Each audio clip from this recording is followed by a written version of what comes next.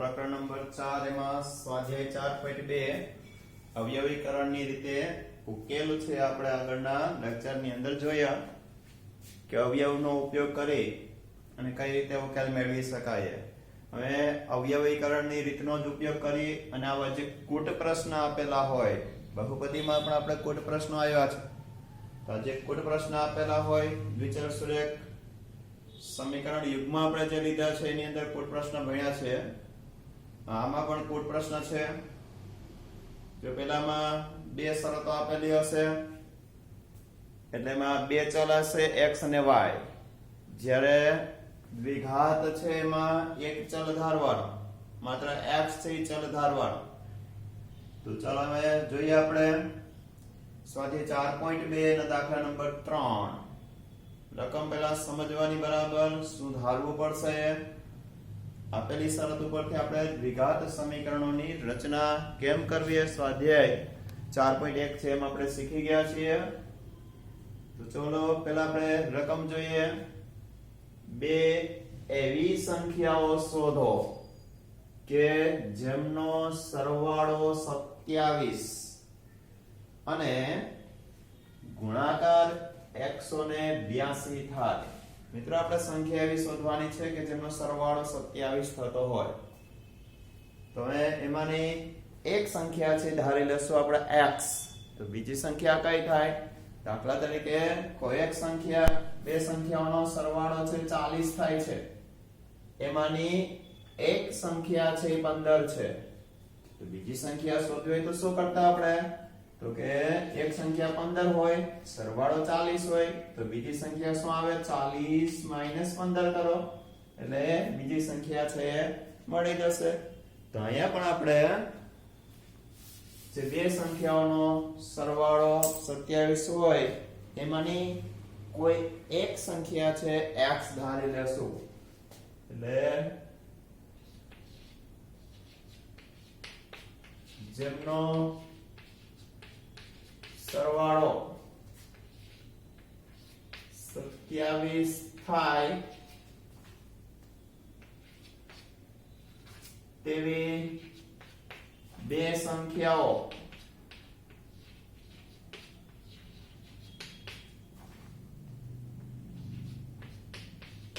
પૈકી પહેલી સંખ્યા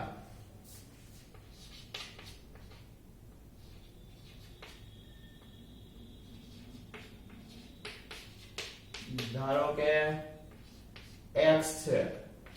પહેલી સંખ્યા એક ધારી લેવાની. ધારો કે પહેલી સંખ્યા છે x છે, તો તેથી બીજી સંખ્યા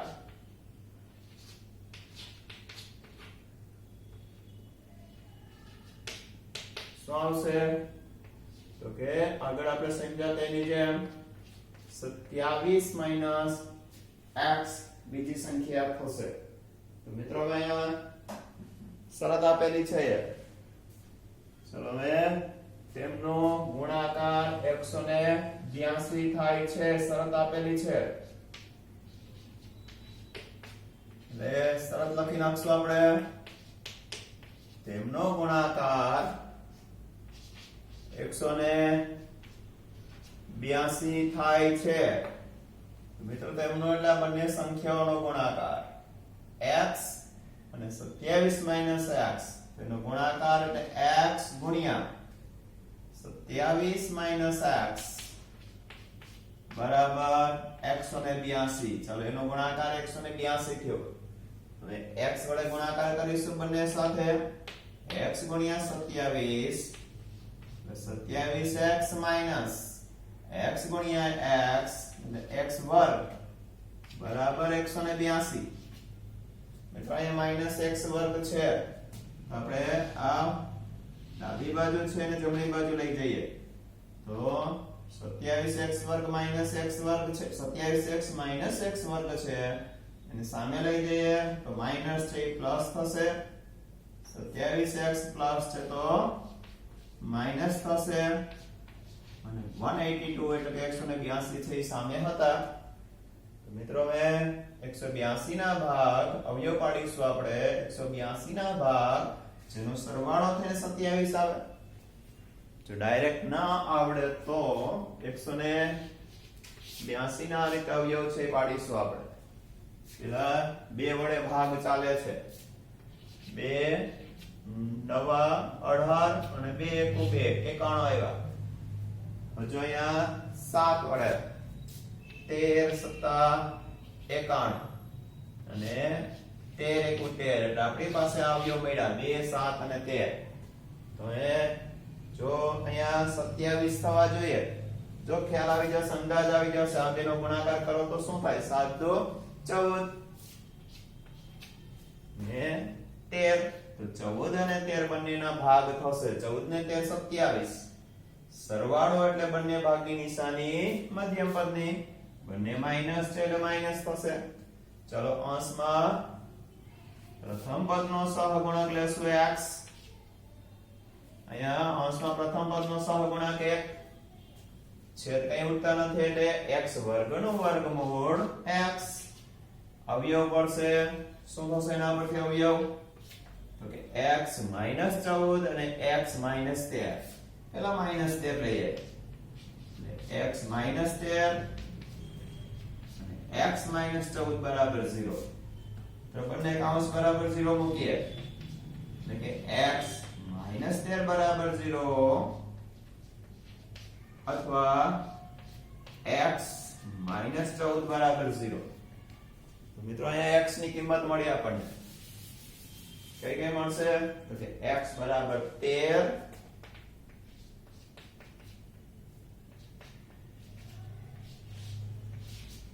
અથવા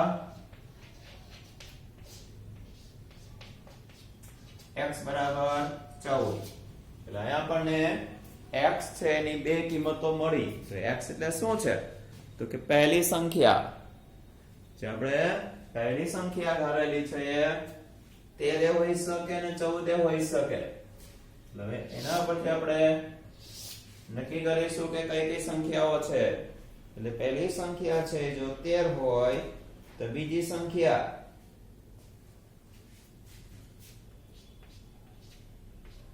જો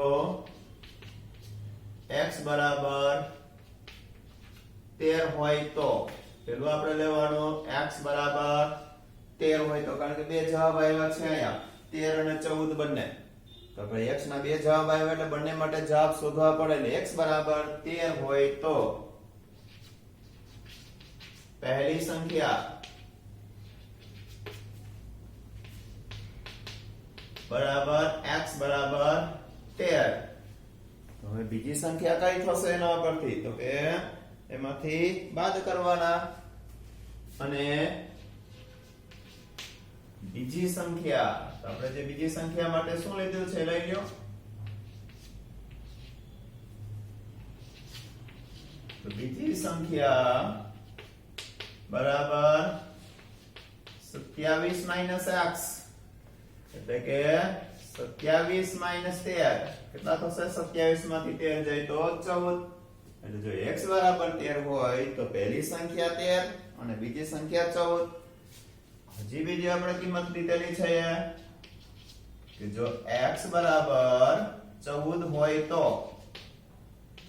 કારણ કે 14 પણ આપણે કિંમત આવી છે x ની અવયવ પાડ્યા એટલે ઉકેલ શોધ્યો. એટલે x બરાબર 14 હોય તો પહેલી સંખ્યા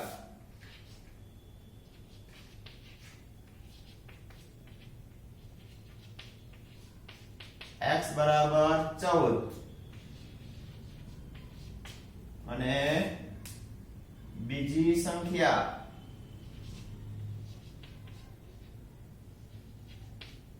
બરાબર 27 - x બરાબર 27 - 14 બરાબર 13. તો જો 13 હોય તો 14 હોય તો 13 બંને એકની એક સંખ્યા આવે છે. એટલે કે કોઈ પણ સંજોગ લેશો તો એ માગેલી સંખ્યાઓ 13 અને 14 થશે. આમ માગેલી સંખ્યાઓ 13 અને 14 છે. મિત્રો અગત્યનો દાખલો છે આ. કુલ પ્રશ્નમાં માત્ર આપણે દ્વિઘાત સમીકરણ બનાવવું એ જ મહત્વનું છે. શું વિગત આપેલી છે અને એના પરથી શું મળે એટલું આ જોવાનું, બાકી તો ગુણાકાર જ છે. એના પછીનો દાખલો ચોથો લઈએ આગળ અમે.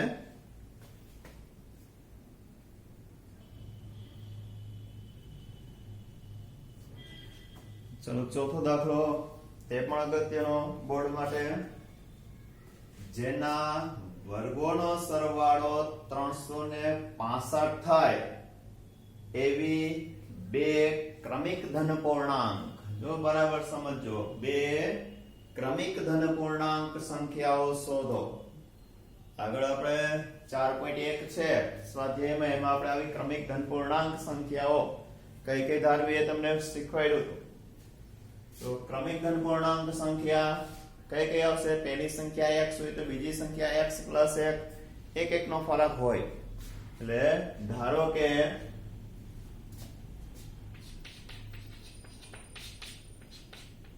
એકદમ સહેલો દાખલો છે.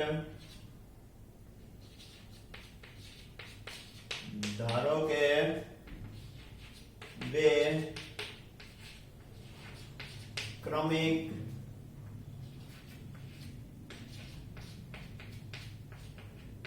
ધન પૂર્ણાંક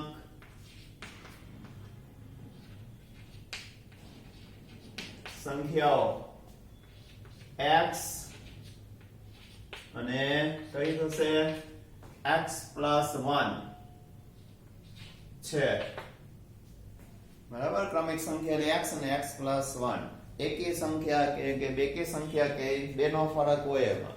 એટલે x ને x પ્લસ 2 લેવાની, એકી સંખ્યા કઈ કે બેકી સંખ્યા કઈ તો ને ધન પૂર્ણાંક કીધી છે ધ્યાન રાખજો. એટલે માઈનસ જવાબ આવે નહીં લેવાનો આપણે. હવે શરત આપેલી છે આપણને, જેના વર્ગોનો સરવાળો 365 થાય છે. શરત આપેલી છે, લખીએ. તેમના વર્ગોનો સરવાળો 365 થાય છે. મિત્રો એનો વર્ગ કરવાનો. અહીંયા x છે એટલે કે x વર્ગ પ્લસ x પ્લસ 1 નો વર્ગ, x પ્લસ 1 નો વર્ગ બરાબર 365. તેમના વર્ગોનો સરવાળો 365 એટલે કે x વર્ગ પ્લસ x પ્લસ 1 નો વર્ગ બરાબર 365. ચલો અહીંયા વર્ગનું વિસ્તરણ કરીએ. x પ્લસ 1 ના વર્ગનું વિસ્તરણ, x વર્ગ પ્લસ કઈ રીતે વર્ગનું વિસ્તરણ આવે? દ્વિપદીના વર્ગનું વિસ્તરણ. તો પહેલા પ્રથમ પદનો વર્ગ શું આવે? x વર્ગ. બરાબર, પહેલા પદનો વર્ગ કરવાનો, છેલ્લા પદનો વર્ગ કરવાનો અને મધ્યમ પદ માટે બે સાથે આનો ગુણાકાર કરી નાખવાનો. નિશાની પ્લસ હોય તો પ્લસ આવશે, માઈનસ હોય તો માઈનસ. એટલે પ્લસ 2 ગુણ્યા x એટલે કે 2x પ્લસ છેલ્લા પદનો વર્ગ, છેલ્લું પદ 1 છે તો 1 નો વર્ગ 1. ચલો સાથે સાથે 365 લઈ લો, 0 લેવા માટે સામે, એટલે કે -365 બરાબર 0. સાદરૂપ આપો બધા. વર્ગવાળા બે પદ છે, સરવાળો બાદબાકી થશે x વર્ગ પ્લસ x વર્ગ એટલે 2x વર્ગ. x વાળો એક જ પદ છે એટલે પ્લસ 2x. ચલો હવે 365 માઈનસ અને 1 પ્લસ એટલે કે માઈનસ 365 માંથી 1 જાય તો 364 બરાબર 0. મિત્રો બે કોમન નીકળશે તો બે કોમન કાઢીએ. અહીંયા 2 માંથી 3 માંથી બે કોમન નીકળે છે, અથવા તો 2 વડે ભાગાકાર કરો એ રીતે લ્યો તોય ચાલે. તો x વર્ગ પ્લસ x માઈનસ, ખાલી અહીંયા 2 વડે ભાગાકાર કર્યો છે, 364 ભાગ્યા 2 182 બરાબર 0. ચલો 2 ને 0 ના છેદમાં જવા દો એટલે આપણને દ્વિઘાત સમીકરણ મળશે x વર્ગ પ્લસ x માઈનસ 182 બરાબર 0. મિત્રો 182 ના વર્ગ જે બાદબાકી તેની 1 આવે આગળના દાખલાની અંદર જ હતો આ 182 બરાબર. ક્યાં બે ભાગ આવ્યા હતા? એ જ બે ભાગ થશે આમાં. ક્યાં હતા બંને ભાગ? તો કે 14 અને 13 આવ્યા મળ્યા હતા આપણને. ચલો હવે નિશાની નક્કી કરવાની, બાદબાકી કરવાની છે. તો મોટા ભાગની નિશાની મધ્યમ પદની કયો છે મોટો ભાગ? તો કે 14 એની પ્લસ અને 13 ની માઈનસ. અંશમાં પ્રથમ પદનો સહગુણક 1 છે ને અહીંયા 1 લખીશું. છેદ કઈ ઉડતા નહીં હોય જ્યારે અંશમાં 1 હશે ત્યારે. તો એની સાથે આપણે x મૂકી દેવાનું. એટલે શું અવયવ થશે? તો કે 1x એટલે કે x 14 અને x 13 બરાબર 0. મિત્રો શું થશે હવે? તો કે બંને કૌંસ બરાબર 0 મૂકવાના. એટલે કે x પ્લસ 14 બરાબર 0 અથવા x માઈનસ 13 બરાબર 0. તો મેં x ની કિંમત આના પરથી x બરાબર પ્લસ 14 સામે જાય તો માઈનસ 14 અથવા શું થશે? x બરાબર માઈનસ 13 સામે જાય તો પ્લસ 13. x ની બે કિંમતો આવી કઈ કઈ? માઈનસ 14 અને 13. પરંતુ x ધન પૂર્ણાંક છે આગળ આપણે લીધું છે, પરંતુ x ધન પૂર્ણાંક છે અને તેથી શું આવશે? x is not equal to -14. x છે -14 હોય નહીં અને તેથી x બરાબર 13. ચલો x બરાબર 13 મળી ગયા. તો હવે બીજી સંખ્યા કઈ થશે? એક x બરાબર 13 આવ્યા અને બીજી સંખ્યા આપણે કઈ ધારી છે? તો કે x 1 ધારી છે. તો x 1 એટલે 13 1 કેટલા થશે? તો કે 14. અને તેથી ભાગેલી સંખ્યાઓ કઈ કઈ મળી આપણને? તો કે 13 અને 14. અને તેથી ભાગેલી સંખ્યાઓ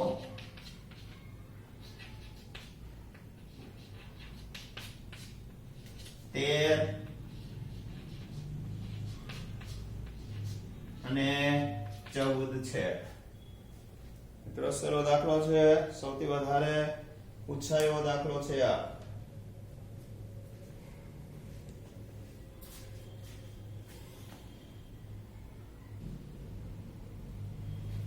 મિત્રો પાંચમો દાખલો સ્વાધ્યાય 4.2 નો, પછી બીજો દાખલો અને છઠ્ઠો લેશે એના પછીના લેક્ચરમાં લઈએ.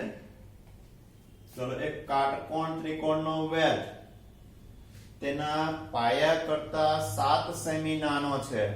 એટલે પહેલા તો આપણને કાટકોણ ત્રિકોણ વિશેનો ખ્યાલ હોવો જોઈએ. નવમા ધોરણમાં શીખી ગયા છે, ચેપ્ટર નંબર 6 છે, એમાં પણ કાટકોણ ત્રિકોણનો આવે છે. તો અહીંયા કાટકોણ ત્રિકોણનો વેધ તેના પાયા કરતા 7 સેમી નાનો છે. જો કર્ણની લંબાઈ 13 સેમી હોય તો બાકીની બે બાજુઓના માપ શોધો. મિત્રો પહેલા કાટકોણ ત્રિકોણ વિશે સમજીએ. આપણે નવમા ધોરણમાં ત્રિકોણ વિશે સમજ્યા છીએ ને આમાં પણ આપણે ત્રિકોણ આવે છે. ચાલો, અહીંયા કાટકોણ ત્રિકોણ એટલે એવો ત્રિકોણ કે જેમાં એક ખૂણાનું માપ છે 90 હોય. ત્રિકોણના 3 ખૂણા હોય, એમાં એક ખૂણાનું માપ 90 હોય તો એ ત્રિકોણને કાટકોણ ત્રિકોણ કહેવાય. ચલો, અહીંયા ત્રિકોણ દોરેલો છે, કાટકોણ ત્રિકોણ છે આ. બરાબર. આને તો શું કહેવાય એ ખબર છે આપણને. કાટખૂણાની સામેની બાજુ હોય એને શું કહેવાય? તો કે કર્ણ. એટલે આને કર્ણ કહેવાય. પછી બાકીની જે બે બાજુઓ વધે એને અહીંયા આમ નીચે આના ઉપર ત્રિકોણ રહેલો છે, બરાબર, જેના ઉપર ત્રિકોણ આમ ઊભો છે એને શું કહેવાય? પાયો. એટલે આ ત્રિકોણનો પાયો કહેવાય. અને જે લંબ લીધેલો છે એ ત્રિકોણનો વેધ થશે. ને આ કાટકોણ ત્રિકોણમાં કર્ણ, પાયો અને વેધ એટલું આપણે સમજ્યા. હવે કાટકોણ ત્રિકોણ માટે ગમે ત્યારે કાટકોણ ત્રિકોણ આવે ત્યારે પાયથાગોરસ નો ઉપયોગ હોય. યાદ આવતો હશે પાયથાગોરસ. પાયથાગોરસ નો પ્રમેય 10મા માય છે અને 9મા માયનો ઉપયોગ કર્યો છે આપણે. તો પાયથાગોરસ નો પ્રમેય શું છે? તો કે કર્ણનો વર્ગ બાકીની બાજુના વર્ગોના સરવાળા જેટલો થાય. તો અહીંયા કર્ણનો વર્ગ બરાબર બાકીની બાજુના વર્ગોનો સરવાળો. તો બાકીની બાજુ એટલે કઈ કઈ છે? તો કે વેધ અને પાયો. એટલે કે વેધનો વર્ગ પ્લસ પાયાનો વર્ગ. એટલે આ રીતે આપણે આ સૂત્રનો ઉપયોગ કરી અને આ દાખલો છે એ ગણવાનો છે. મિત્રો પહેલા આપણે શું ધારવાનું? રકમ જોઈને ખ્યાલ આવી જશે. એક કાટકોણ ત્રિકોણનો વેધ તેના પાયા કરતા 7 સેમી નાનો છે. પેલી લીટી બરાબર વાંચો એટલે ખ્યાલ આવી જશે કે વેધ ધારવાનો કે પાયો. કર્ણ આપ્યા છે, ખાલી વેધ અને પાયો લેવાનો છે. એક કાટકોણ ત્રિકોણનો વેધ તેના પાયા કરતા 7 સેમી નાનો. કેના કરતા? તો કે પાયા કરતા. એટલે પાયા ધારવાનો. એટલે ધારો કે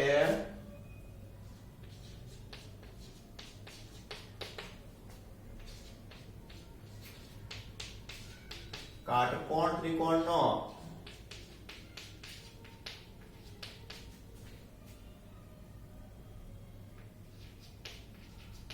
પાયો x સેમી છે અને તેથી તેનો વેધ શું શરત આપેલી છે? તો કે પાયા કરતા 7 સેમી નાનો. પાયો શું ધાર્યો છે? x. Okay, x - 7 semi. તેનો વેધ x - 7 સેમી.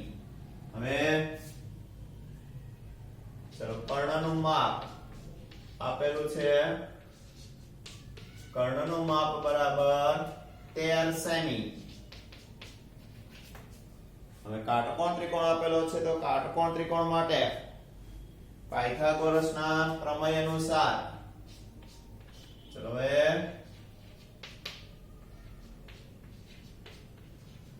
પાયથાગોરસના પ્રમેય અનુસાર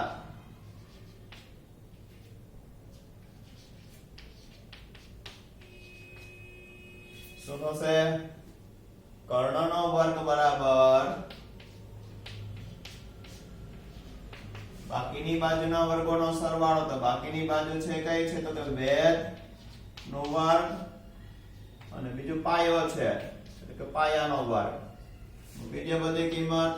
કર્ણ 13 છે એટલે 13 નો વર્ગ બરાબર વેધ કેટલો છે? તો કે x - 7 નો વર્ગ. પાયો કેટલો થયો છે? તો x. જો શું ધારવાનું હોય એના ઉપરથી નક્કી કરવાનું. જેના કરતા કીધું હોય એ ધારવાનું હોય. પાયા કરતા 7 સેમી એટલે પાયો ધારવાનો. એટલે પાયો x સેમી. ચલો વર્ગનું વિસ્તરણ કરીએ. 13 નો વર્ગ 169 169 બરાબર x - 7 નો વર્ગ. પેલા x વર્ગ પછી ગુણાકાર. પેલા પ્રથમ પદનો વર્ગ આવશે, છેલ્લા પદનો વર્ગ આવશે અને વચ્ચે ગુણાકાર. તો માઈનસ અને ગુણાકાર 2 + 14x પ્લસ બરાબર દ્વિપદીના વર્ગના વિસ્તરણ પ્રમાણે પેલા પદનો વર્ગ આવે, છેલ્લા પદનો વર્ગ આવે અને મધ્યમ પદ માટે આ ત્રણેયનો ગુણાકાર મૂકી દેવાનો. એટલે દ્વિપદીનો વર્ગ થઈ જશે. પછી છેલ્લા પદનો વર્ગ બાકી 27 × 7 = 49. ચલો આના વર્ગનું વિસ્તરણ પૂરું થયું પ્લસ x વર્ગ. ચલો હવે સાદુરૂપ આપો અને સાથે સાથે 149 સામે લઈ લેજો. x વર્ગ વાળા બે પદ છે એટલે કે 2x વર્ગ સાથે ત્યાં -14x પ્લસ 49 એ બધું ત્યાં ત્યાં છે. 169 સામે લઈ જાય એટલે -169 બરાબર 0. આપી દો સાદુરૂપ મિત્રો.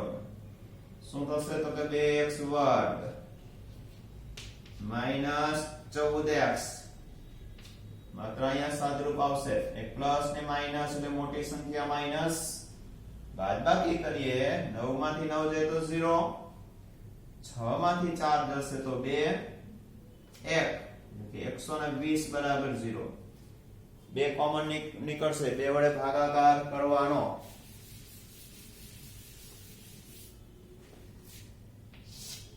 જેમાં બે કોમન નીકળે છે એટલે બે વડે કરો ભાગાકાર. x વર્ગ -7x -60 બરાબર 0. તો હવે બે ને જવા દો 0 ના છેદમાં એટલે x વર્ગ -7x -60 બરાબર 0. ચલો હવે 60 ના ભાગ જેની બાદબાકી થઈ અને 7 મળવા જોઈએ. અહીંયા આગળ 1 છે એટલે ગુણાકાર 60 થશે. 60 ના ભાગ બાદબાકી થઈને 7 આવે. એકદમ ઈઝી. કેટલા આવશે? 12 અને 5 થાય. 12 માંથી 5 જાય તો 7. બાદબાકી હોય ત્યારે નિશાની શું આવશે? મોટા ભાગની મધ્યમ પદની. કેવો મોટો ભાગ? તો કે 12 એની મધ્યમ પદની માઈનસ 5 ની પ્લસ. અંશમાં પ્રથમ પદનો સહગુણક અહીંયા 1 છે એટલે 1 મૂકી દેવાનું. હવે x વર્ગનું વર્ગમૂળ x એટલે બંનેની સાથે x મૂકી દો. શું થશે તો અવયવ x -12 અને x + 5 બરાબર 0. મિત્રો બંને કૌંસ બરાબર 0 મૂકીએ તો તેથી x -12 બરાબર 0 અથવા x + 5 બરાબર 0. તેથી x બરાબર -12 સામે જાય તો +12 અથવા x બરાબર +5 સામે જાય તો -5. પરંતુ x ત્રિકોણનો પાયો છે જે ક્યારે ઋણ હોઈ શકે નહીં.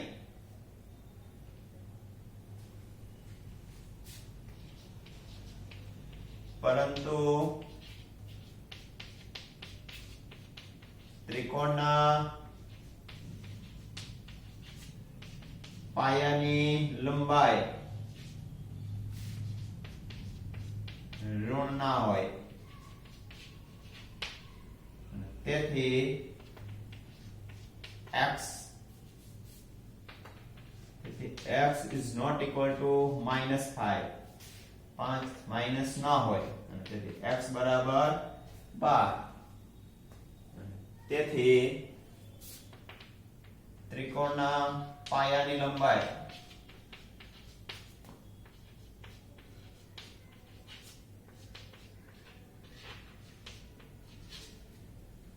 શું આવશે? x બરાબર 12 સેમી અને વેધની લંબાઈ